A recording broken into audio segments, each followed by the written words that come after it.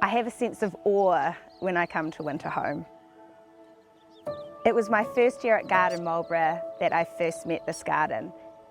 I had absolutely no idea that gardens like this existed. So arriving here, my head kind of fell off my shoulders, to be honest. We're 100 feet above sea level. Climatically, we consider ourselves to be frost-free. It enables us to grow some somewhat exotic plants here. Principally, it's a family home. The development of the garden was such that it was a tennis court, swimming pool, areas for children to grow up and play and ride their bikes and play their tennis. The gardening side of our life really started after our fourth child, a daughter, was born.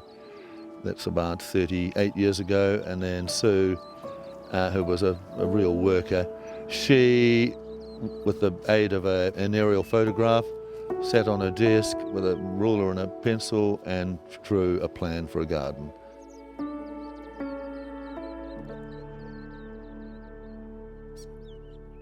Her main interest really was design rather than plants per se.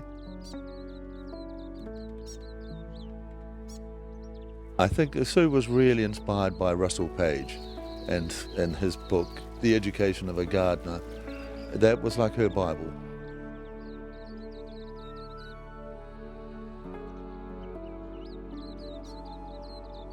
She said, I think, she had a vision for this place, and she was a perfectionist.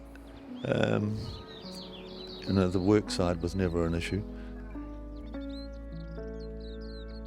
And it was done, with just hard work, no great budget involved.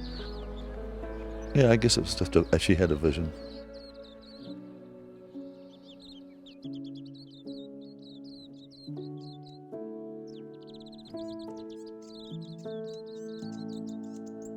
What the future holds, I'm not sure, but it is obviously great to have a family living here. It's terrific. To see grandchildren running around, that's amazing.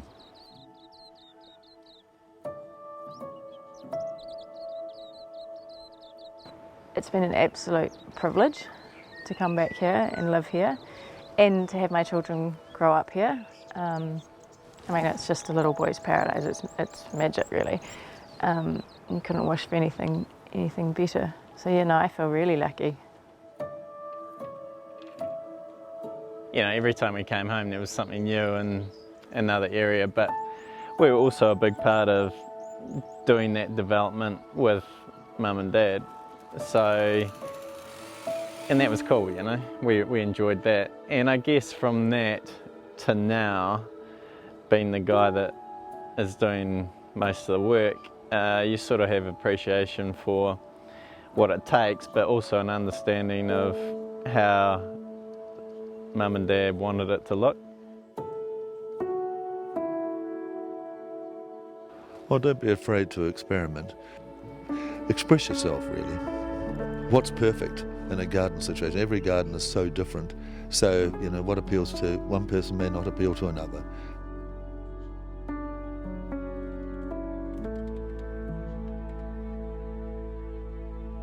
This place was built on a vision of one woman who wanted to keep moving the fence back. She wasn't a garden designer, she wasn't formally trained, she was a creative person who found her perfect outlet. Her ability to see into the future and know that in 20 years these avenues are going to look amazing on the day she bought her seedlings is phenomenal, but really exciting in terms of the potential of perhaps what we could all get to. A huge thanks to the McFarlane family for not keeping this amazing paradise to themselves so that we and you can visit.